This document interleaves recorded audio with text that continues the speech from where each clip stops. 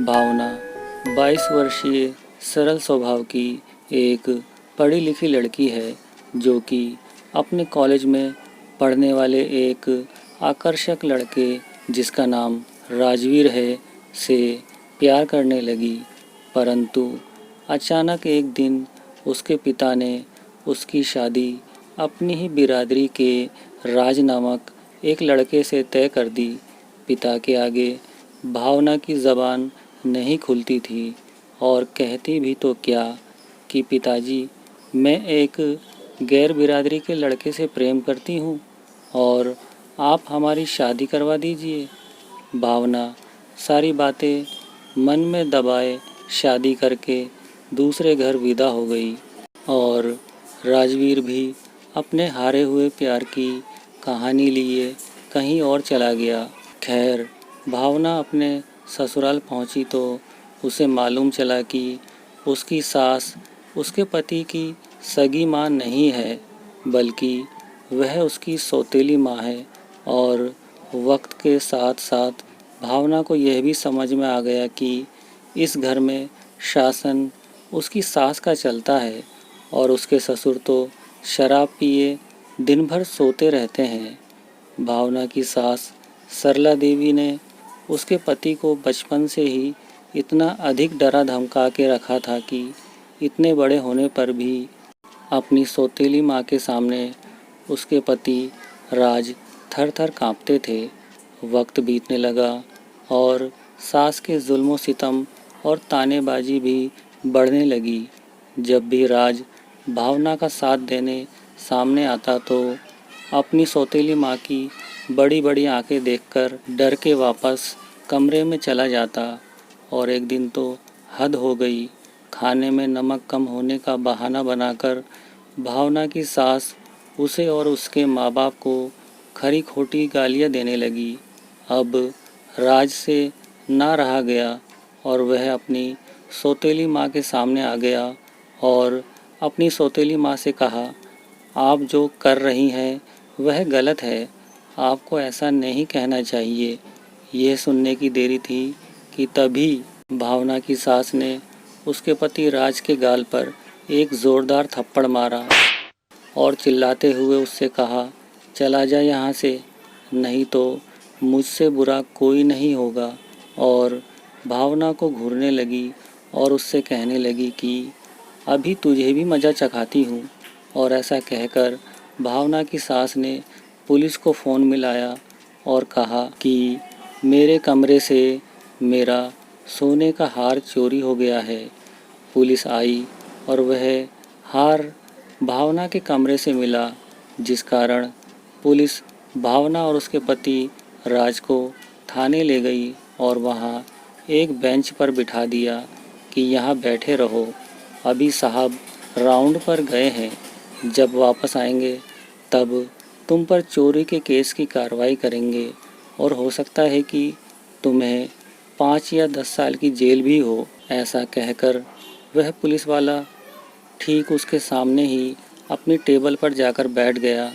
तभी भावना के पति ने पुलिस वाले से बाथरूम जाने की रिक्वेस्ट की तो एक पुलिस वाले के साथ राज बाथरूम चला गया। अब भावना अकेली बेंच पर बैठी रोती ही जा रही थी कि यह सब क्या हो गया। मैंने ऐसा कौन सा पाप किया है जो जेल जाऊंगी, जबकि गलती तो मेरी सास की है। भावना ऐसा सोचती जा रही थी और रोती जा रही थी कि तभी किसी ने उसके आंसू पोंछे और उससे पूछा, तुम यहाँ, क्या हुआ है तुम्हारे साथ।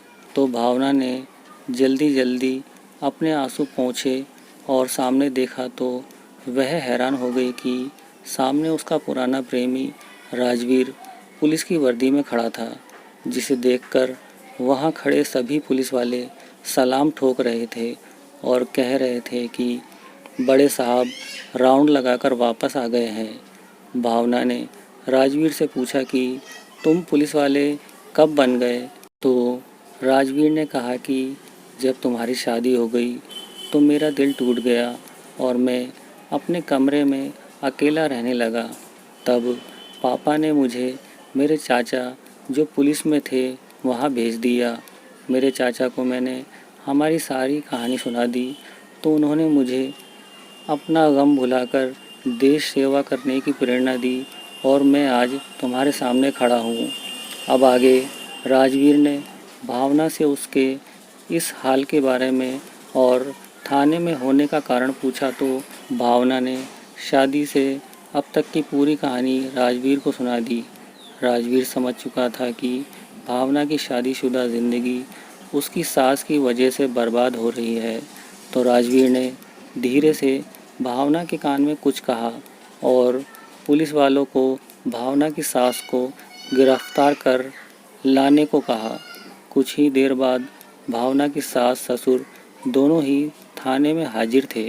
अब राजवीर ने भावना की सास को डराना शुरू किया कि हमें पता चल चुका है कि जिस हार की चोरी का इल्ज़ाम आप अपनी बहू पर लगा रही हैं वह हार आपने ही उसके कमरे में रखा था, जिसका वीडियो आपके एक पड़ोसी ने बनाकर हमें भेज दिया है कि हम उसका नाम ना बताएं इस शर्त पर।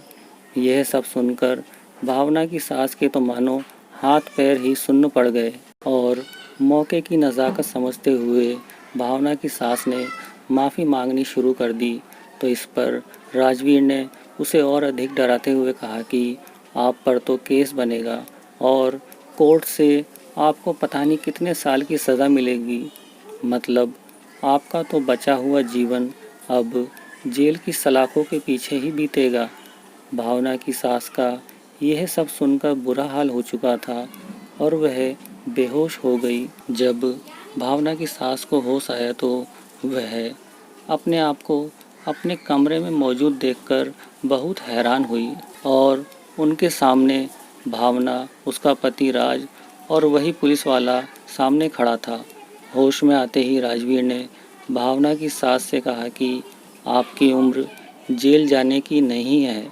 आपकी बहू ने हमें आप पर कानूनी कार्रवाई करने से रोक दिया, परंतु याद रखना अगर फिर कभी आपने अपनी बहू को किसी भी प्रकार से तंग किया तो यह रिपोर्ट बाद में लिखवाएगी, पहले मैं आपको जेल में बंद कर दूंगा। ऐसा कहकर राजवीर वहाँ से चला गया और उसके जाने के बाद भावना की सास भावना के सामने हाथ जोड़कर उससे माफ़ी मांगने लगी और भावना ने अपनी सास को गले से लगा लिया और उस दिन के बाद फिर कभी भावना और उसकी सास का आपस में कभी कोई झगड़ा नहीं हुआ। कहानी का भावार्थ: दूसरों के साथ बुरा करने से पहले 100 बार सोचना चाहिए, क्योंकि वह हमारे साथ भी हो सकता है। दोस्तों, कहानी कैसी लगी हमें कमेंट सेक्शन में ज़रूर बताएं।